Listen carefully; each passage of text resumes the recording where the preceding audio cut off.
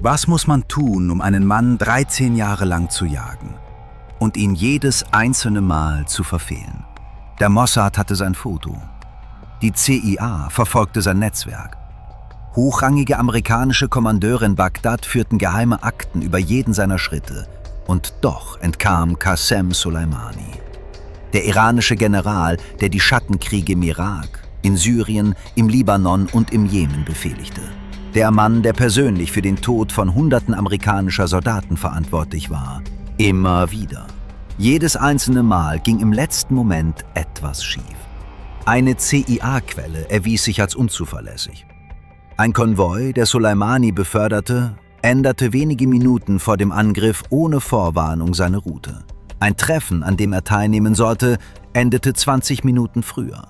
Eine politische Entscheidung in Washington stoppte eine der Operationen gegen ihn komplett. 7 Versuche, 7 Fehlschläge. Bis zum Januar 2020, als sich etwas änderte. Nicht bei den Geheimdiensten. Nicht bei der Technologie. Etwas änderte sich in ihm.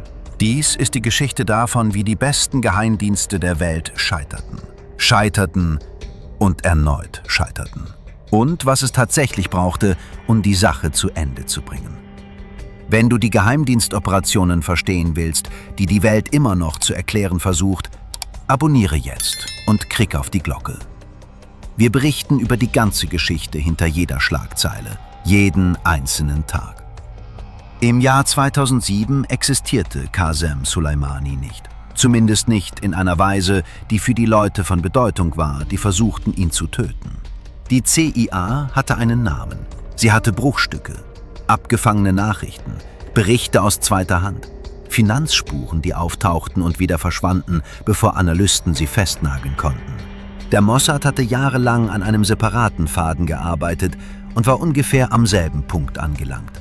Alle waren sich einig, dass dieser Mann von Bedeutung war. Und doch, wann immer ein Geheimdienst versuchte, diese Erkenntnis in ein operatives Ziel umzuwandeln, ein Gesicht, einen Zeitplan, einen Moment vorhersehbarer Verwundbarkeit, kehrten sie mit leeren Händen zurück. Nicht, weil er durch außergewöhnliche Sicherheitsvorkehrungen abgeschirmt war, sondern weil er es von vornherein fast unmöglich gemacht hatte, ihn aufzuspüren. Soleimani befehligte seit 1998 die Quds-Truppe, Irans Abteilung für Auslandseinsätze. Die Quds-Truppe war der Mechanismus, über den der Iran seine Kriege führte, ohne sie technisch gesehen zu führen. Stellvertretermilizen im Irak, Waffenlieferungen in den Libanon, Agenten im Jemen, in Syrien und in Afghanistan. Unter seiner Leitung wurde sie zum effektivsten Instrument der verdeckten Kriegsführung in der Region. Und der Mann, der sie leitete, hatte Jahre damit verbracht, seine eigene Abwesenheit aus den Akten zu konstruieren. Öffentlich zugängliche Bilder von ihm waren fast unmöglich zu finden. Er wechselte seine Reisedokumente. Er schickte Stellvertreter zu Treffen, an denen er eigentlich selbst hätte teilnehmen sollen. Die Spur, die er hinterließ, war immer die Spur seiner Folgen. Niemals die seiner Bewegungen. Iranische Waffen, die in Basra auftauchten. Finanzierungsnetzwerke der Hisbollah, die in Beirut zerschlagen wurden, nur um sich innerhalb weniger Monate an anderer Stelle wieder zusammenzufinden. Milizkommandanten in Bagdad, die Befehle erhielten, deren Herkunft kein amerikanischer Offizier zurückverfolgen konnte. Die Ergebnisse waren überall zu sehen. Der Mann, der sie hervorbrachte, blieb immer knapp außerhalb des Bildausschnitts. Dieser Ausschnitt hätte sich im Frühjahr 2007 beinahe geschlossen.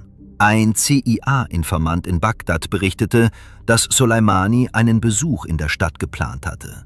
Ein Koordinierungstreffen mit schiitischen Miliznetzwerken, die die Quds-Truppe über Jahre hinweg im Irak aufgebaut hatte. Der Bericht enthielt Einzelheiten, ungefähre Daten, einen Stadtteil, einen angegebenen Zweck. Überwachungsteams wurden neu positioniert. Ein Einsatzplan wurde erstellt.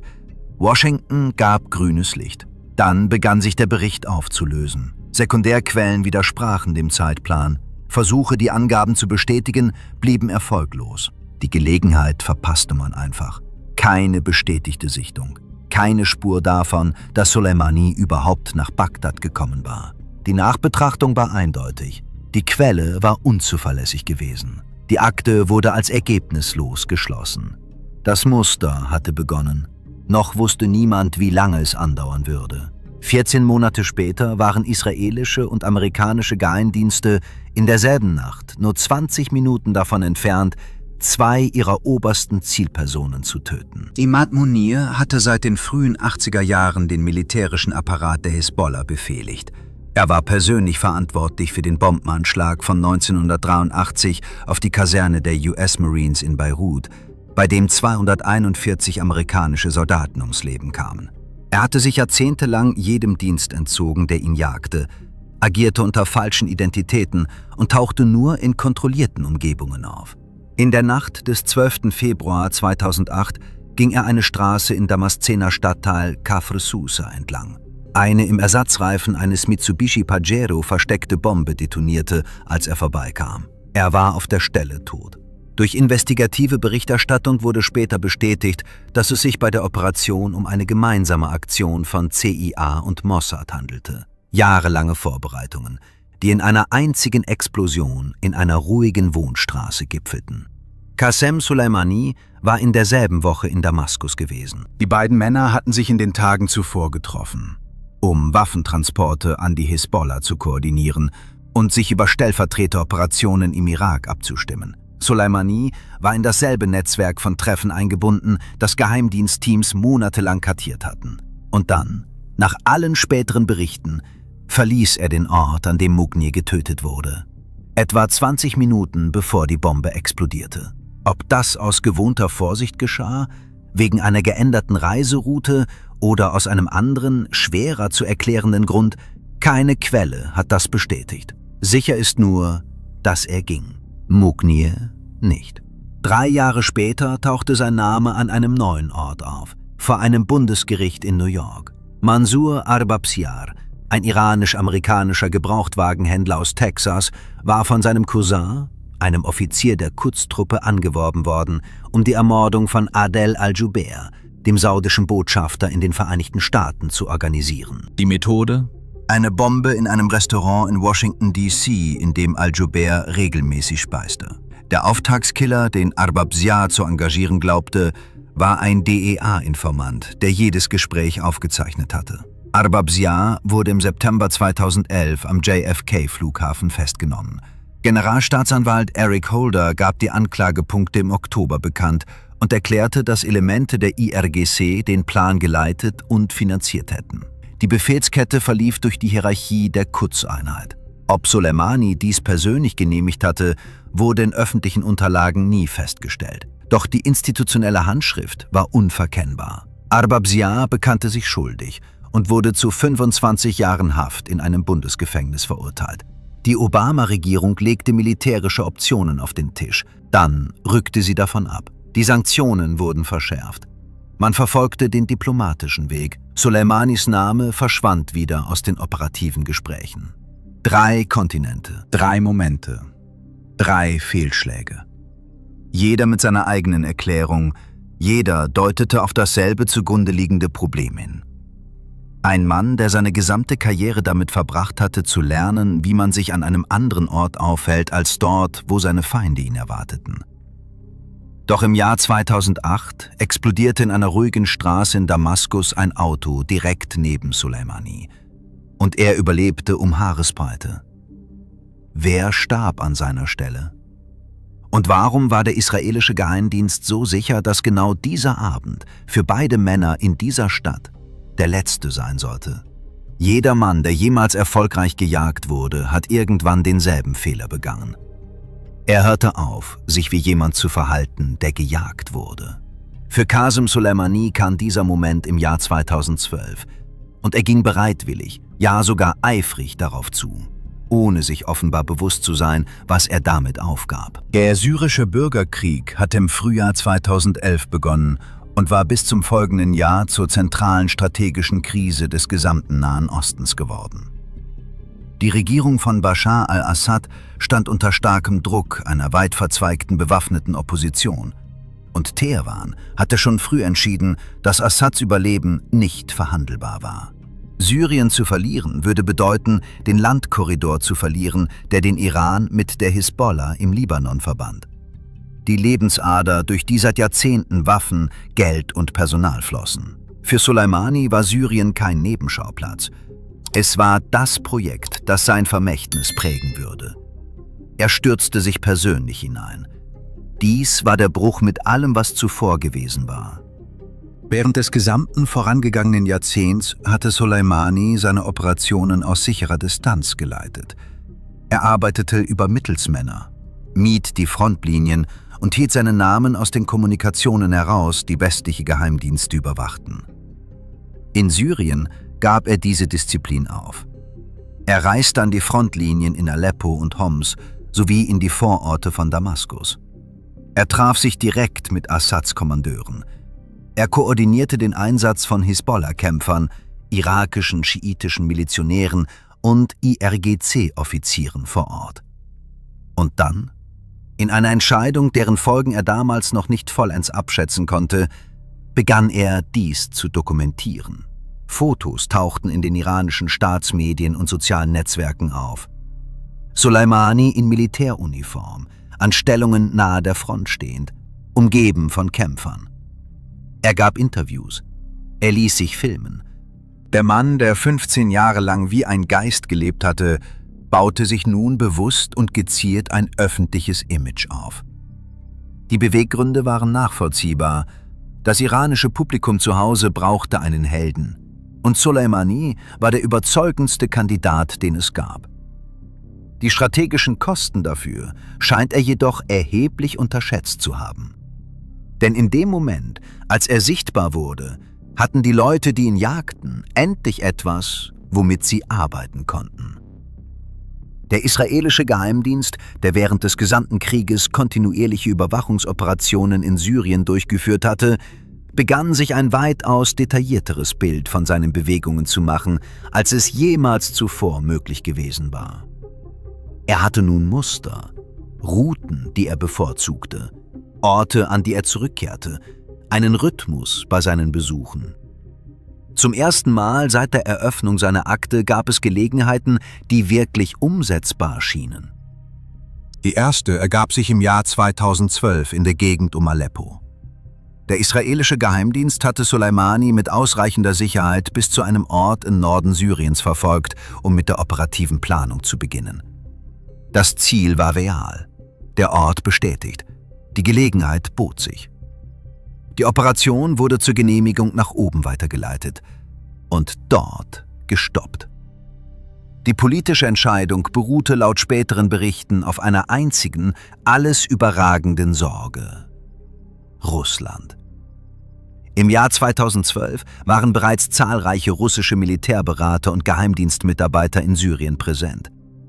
Eine einseitige israelische Angriffsoperation auf syrischem Gebiet, die auf einen hochrangigen iranischen Kommandeur abzielte, barg ein nicht unerhebliches Risiko, zu etwas zu eskalieren, das niemand bewältigen wollte. Die Genehmigung kam nicht. Das Zeitfenster schloss sich. Soleimani machte weiter, ohne zu ahnen, wie knapp es gewesen war. Der zweite Moment kam im Januar 2015 und es war das knappste Ergebnis, das seit Damaskus 2008 erreicht worden war. Am 18. Januar griffen israelische Flugzeuge einen Fahrzeugkonvoi auf der syrischen Seite der Golanhöhen in der Nähe der Stadt Quneitra an. Der Konvoi beförderte hochrangige Persönlichkeiten sowohl der IRGC als auch der Hisbollah.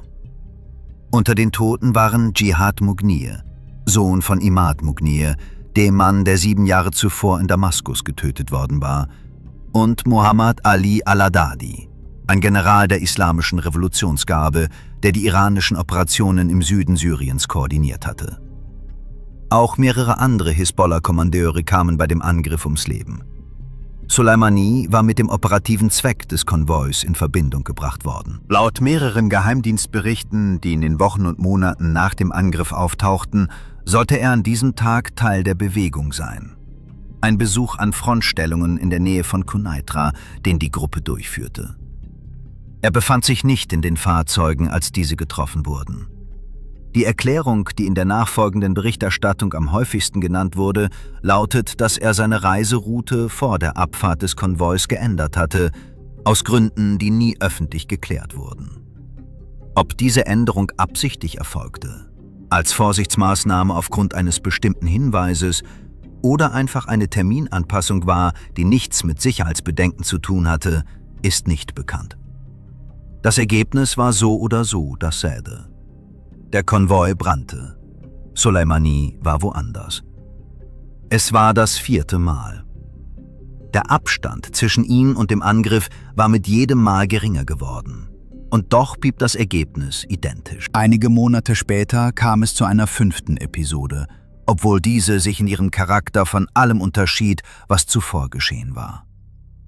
Ein israelischer Luftangriff traf ein Fahrzeug, in dem sich unter anderem ein hochrangiger Hisbollah-Kommandeur befand, der eng mit Soleimanis Netzwerk auf den syrischen Golanhöhen verbunden war.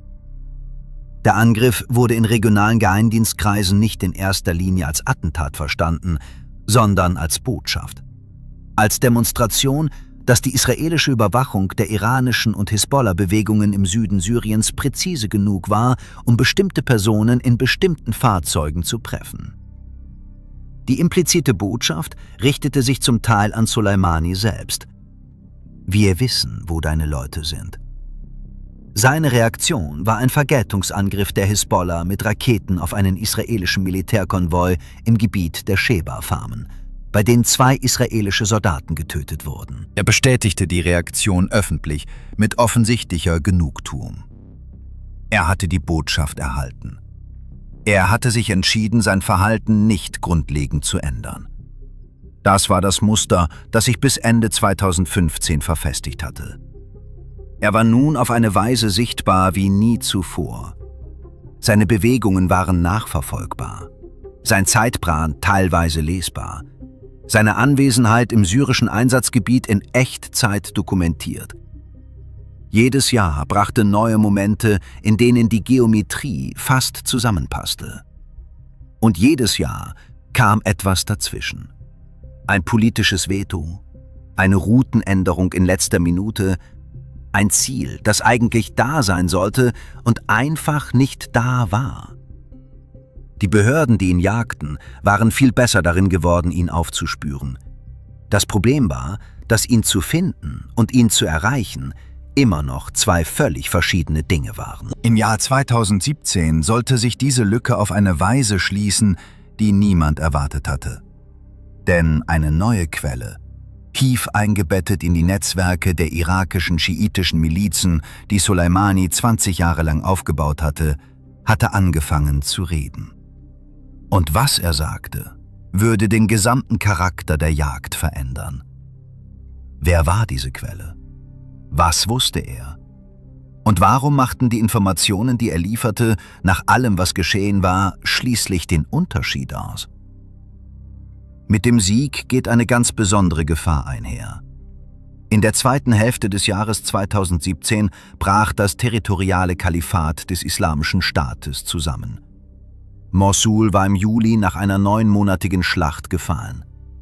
Deir ez-Zor, die letzte große syrische Hochburg der Gruppe, würde bis November fallen. Und Qasem Soleimani, der den iranischen militärischen Beitrag zu beiden Feldzügen koordiniert hatte, der vor Kameras in den Ruinen von Städten stand, deren Rückeroberung seine Truppen unterstützt hatten, wurde in den iranischen Medien als Architekt des Sieges gefeiert. Die Fotos waren überall zu sehen. Soleimani an den Frontstellungen vor Mosul, Soleimani in den Trümmern von Deir ez-Zor, umgeben von Kämpfern. Das iranische Staatsfernsehen strahlte Beiträge über ihn aus, die auch in einem Spielfilm nicht fehl am Platz gewesen wären. Plakatwände mit seinem Bild tauchten in irakischen Städten auf. Ein General, der fast 2 Jahrzehnte lang bewusst im Verborgenen operiert hatte, war innerhalb weniger Jahre zur bekanntesten militärischen Persönlichkeit der Region geworden.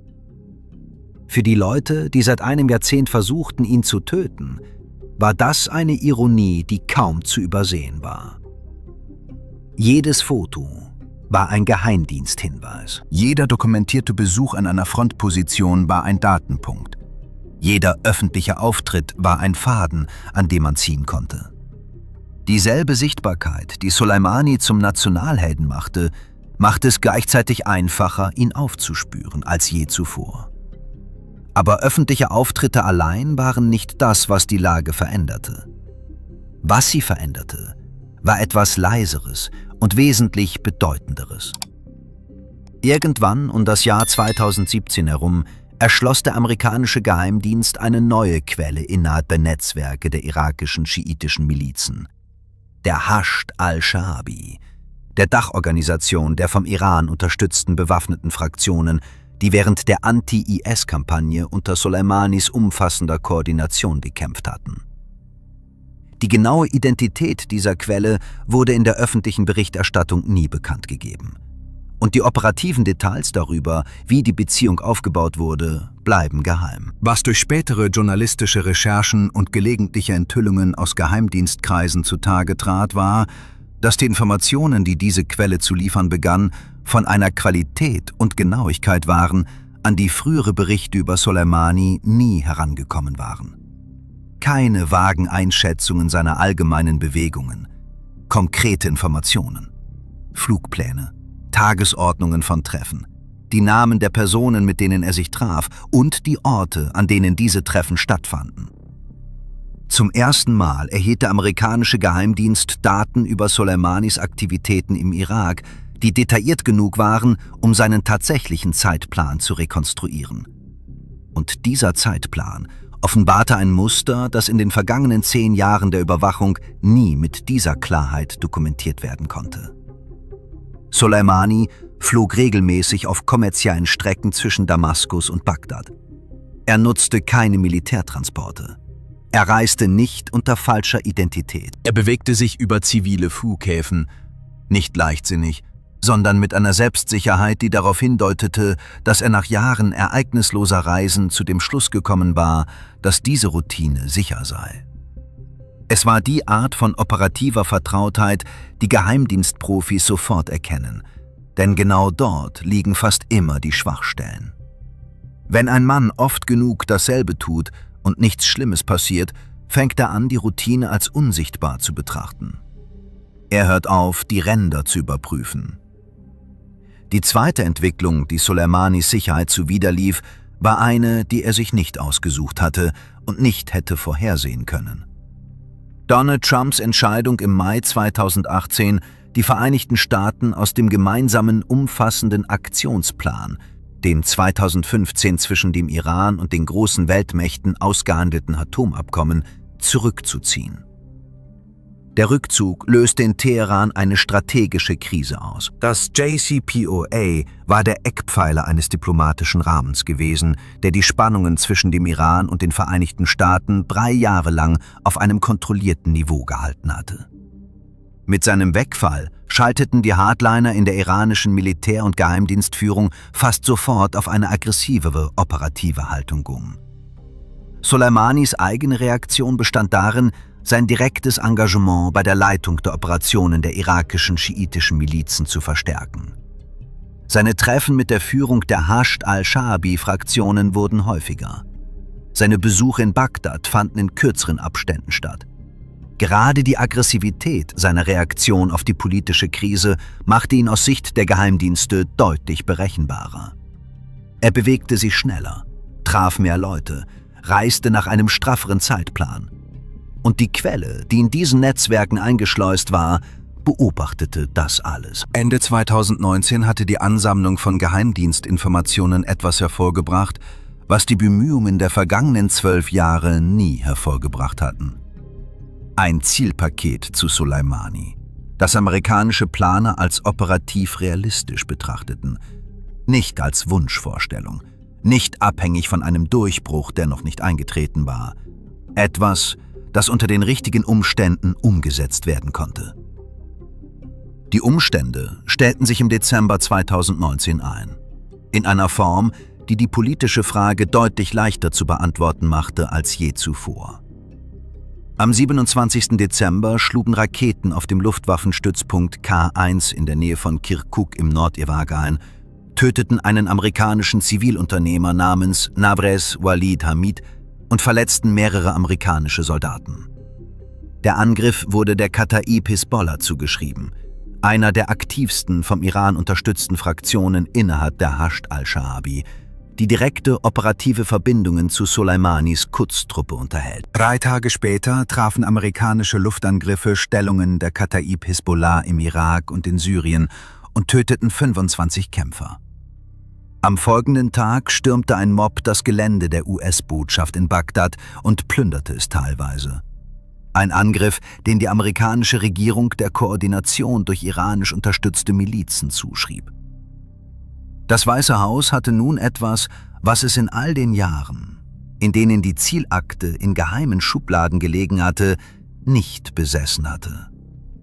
Einen politischen Kontext, in dem die Genehmigung des Angriffs ein vertretbarer Akt der Selbstverteidigung war und nicht die einseitige Ermordung eines ausländischen Amtsträgers. Die Frage, ob man handeln sollte, hatte immer 2 Komponenten gehabt: ob es machbar war und ob es getan werden sollte. Der Geheimdienst hatte die erste Frage seit fast 2 Jahren beantwortet. Die Ereignisse vom Dezember 2019 hatten die Antwort auf die zweite Frage grundlegend verändert. Die CIA legte einen realistischen Einsatzplan auf den Tisch. Das Weiße Haus begann, ihn ernsthaft zu prüfen.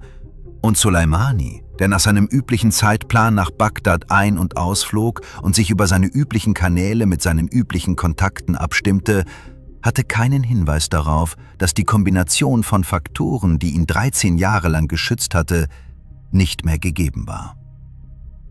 Die CIA kannte bereits seinen Zeitplan. Sie kannten seine Route.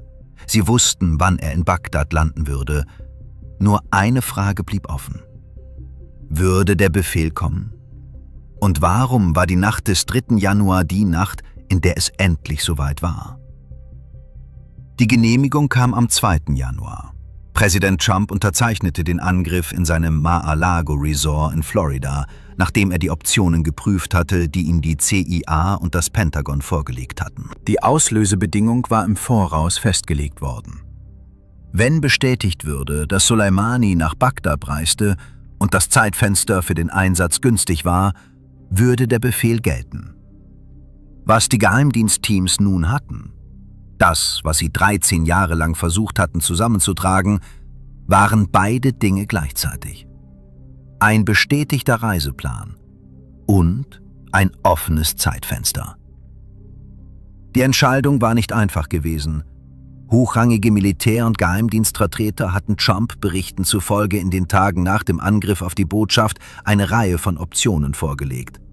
Von gezielten Schlägen gegen die Infrastruktur der Milizen bis hin zur Soleimani-Option, von der mehrere Berater erwarteten, dass er sie ablehnen würde, wie es frühere Regierungen konsequent getan hatten.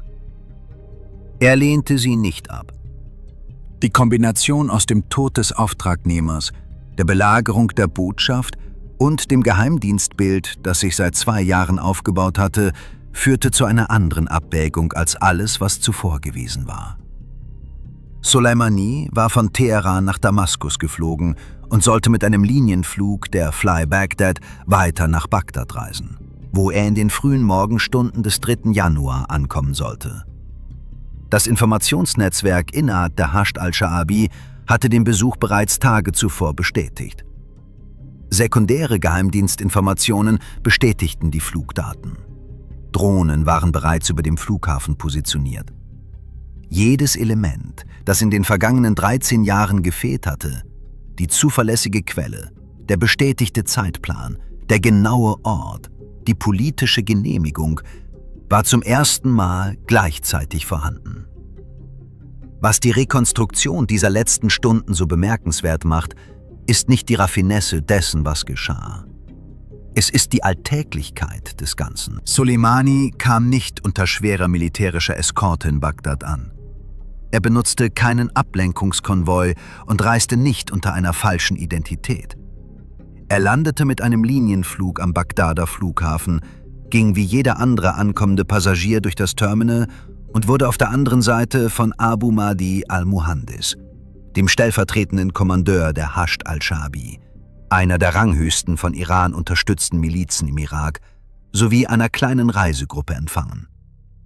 Draußen wartete keine gepanzerte Fahrzeugkolonne. Es war keine Sicherheitsüberprüfung der Ausfahrtsroute im Vorfeld durchgeführt worden. Keine Abweichung von dem Muster, das die amerikanische Überwachung 2 Jahre lang sorgfältig kartiert hatte. Der Mann, der fast 2 Jahrzehnte damit verbracht hatte, seine eigene Unsichtbarkeit zu konstruieren, hatte es aufgrund des durch wiederholtes Überleben gewonnenen Selbstvertrauens im Grunde aufgegeben, sich anzustrengen. Jedes Detail dieser Ankunft war eine Wiederholung einer Gewohnheit.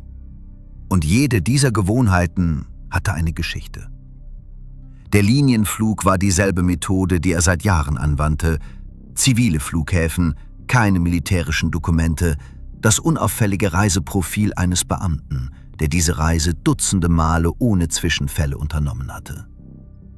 Als der amerikanische Geheimdienst dieses Muster im Jahr 2017 erstmals dokumentierte, wurde es intern als eine Schwachstelle markiert, die es wert war, weiterverfolgt zu werden. Im Januar 2020 war es der Faden, anhand dessen man ihn zu einem bestimmten Gate, in einem bestimmten Terminal, zu einer bestimmten Zeit zurückverfolgen konnte. Die Entscheidung, Al-Muhandis am Flughafen statt an einem gesicherten Ort zu treffen, war ebenso charakteristisch. Soleimani hatte bei der Abstimmung mit der obersten Milizführung stets direkten, persönlichen Kontakt der Kommunikation über Mittelsmänner vorgezogen. Das war der Arbeitsstil, den er seit 20 Jahren pflegte. In den Jahren, als seine Bewegungen schwer zu verfolgen waren, hatte diese Vorliebe ein überschaubares Risiko dargestellt.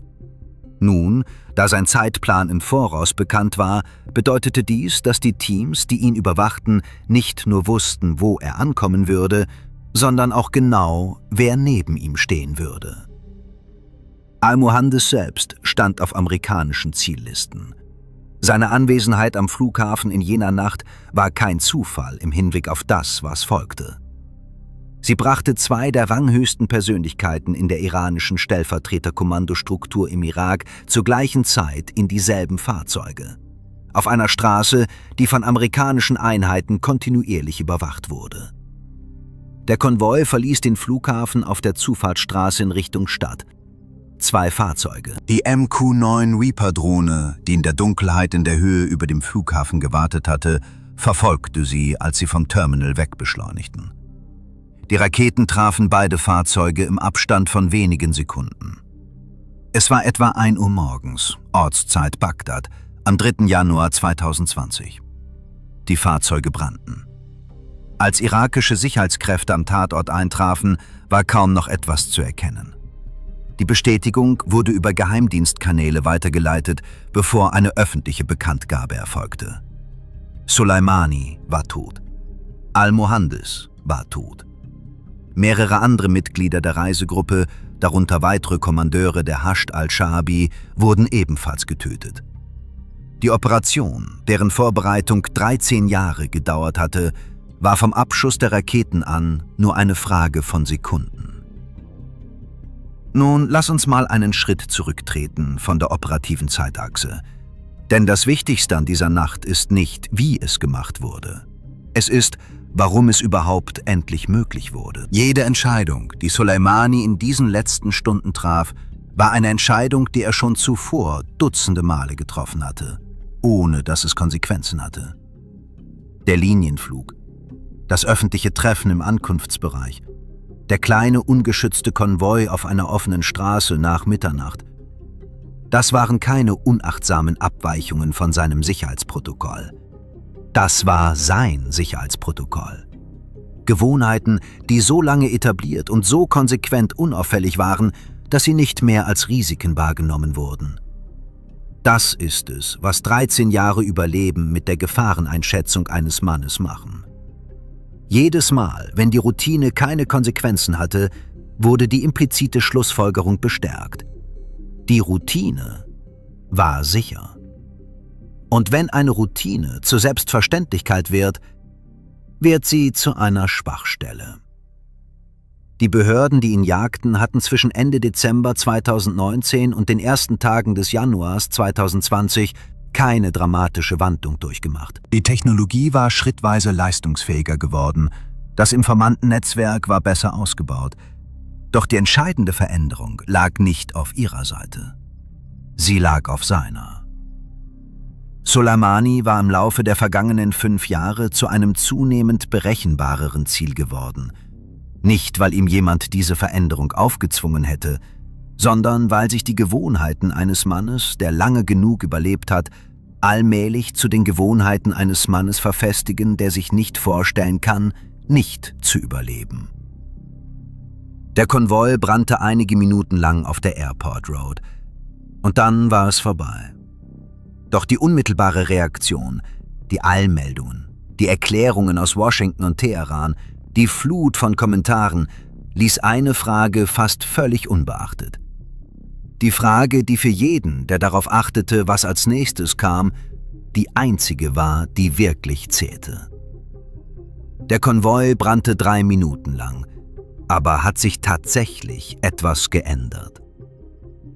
Die erste Frage, die sich die Welt am Morgen des 3. Januar 2020 stellte, war, ob die Vereinigten Staaten gerade einen Krieg mit dem Iran begonnen hatten. Die Antwort lautete, wie sich herausstellte, nein.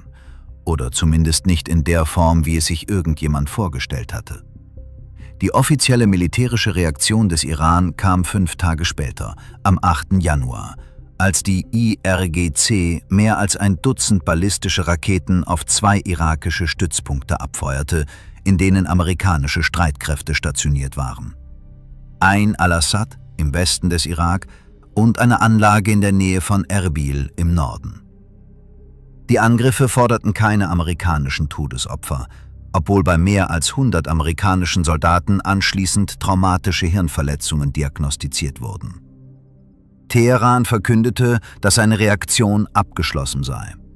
Die unmittelbare Krise deeskalierte. Das Ausbleiben einer direkten militärischen Eskalation wurde in vielen Medienberichten schnell als Beweis dafür dargestellt, dass der Angriff ein Erfolg gewesen sei, dass der Iran abgeschreckt worden sei, dass die Beseitigung Soleimanis die beabsichtigte Wirkung erzielt habe. Diese Darstellung war nicht unbedingt falsch, aber sie war deutlich unvollständig. Denn die aufschlussreichere Frage war nicht, was sich in den Tagen nach dem Angriff geändert hatte. Es ging darum, was sich in den Jahren danach geändert hatte. Und die ehrliche Antwort auf diese Frage lautet, weniger, als die meisten Leute angenommen haben. Esmail Qaani, der als Soleimanis Stellvertreter in der Quds-Truppe gedient hatte, wurde innerhalb weniger Stunden nach der Bestätigung seines Todes zu seinem Nachfolger ernannt.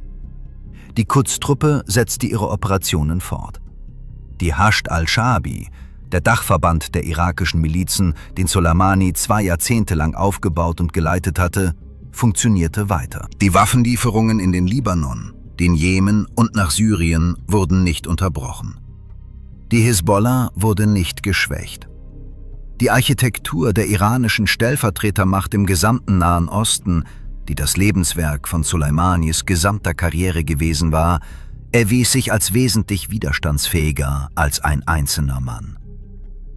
Rückblickend war das völlig vorhersehbar. Soleimani war nicht das System gewesen. Er war derjenige gewesen, der es aufgebaut hatte. Und Systeme, die von außergewöhnlichen Individuen aufgebaut werden, überdauern diese meist, weil außergewöhnliche Individuen Redundanzen in ihre Schöpfungen einbauen.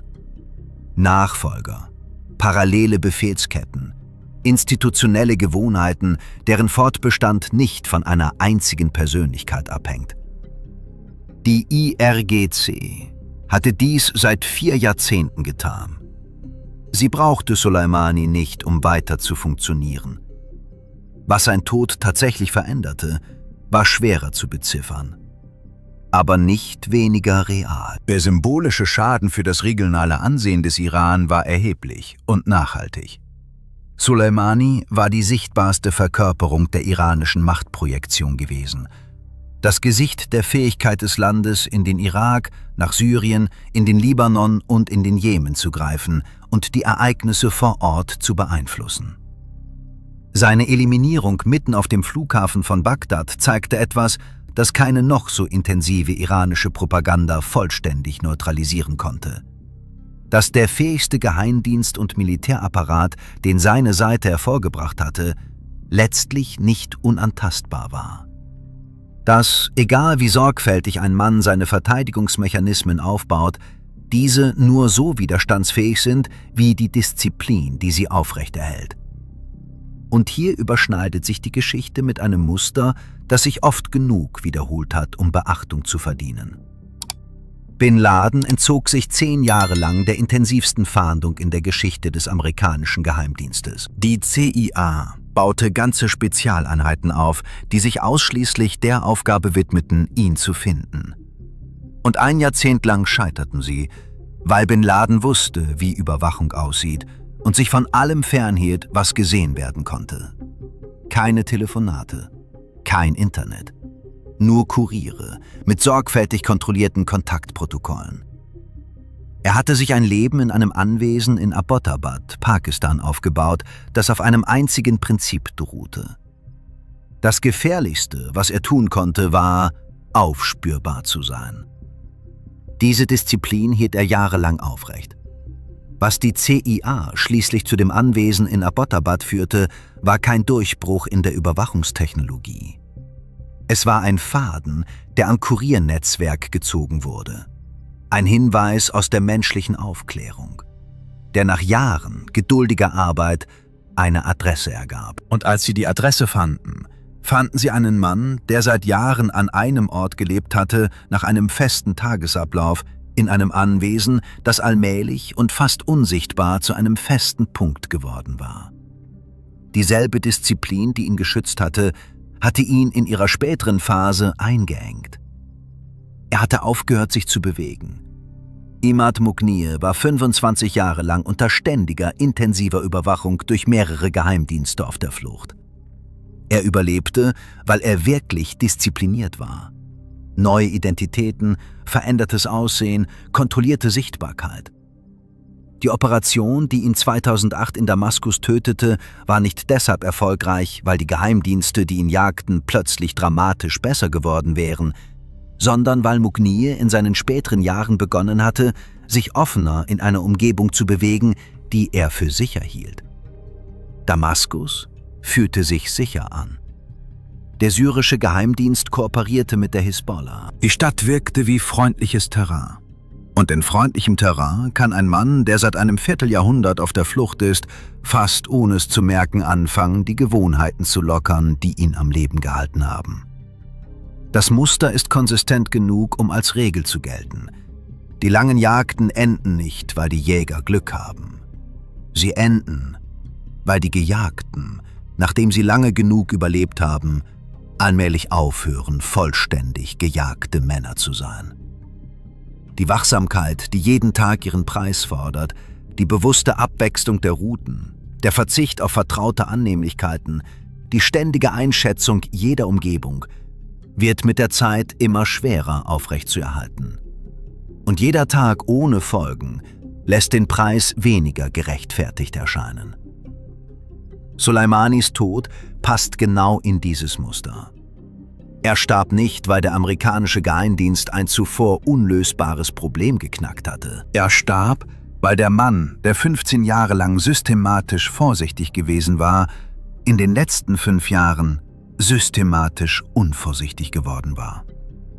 Nicht dramatisch, nicht offensichtlich, aber konsequent und auf eine Weise, die sich summierte.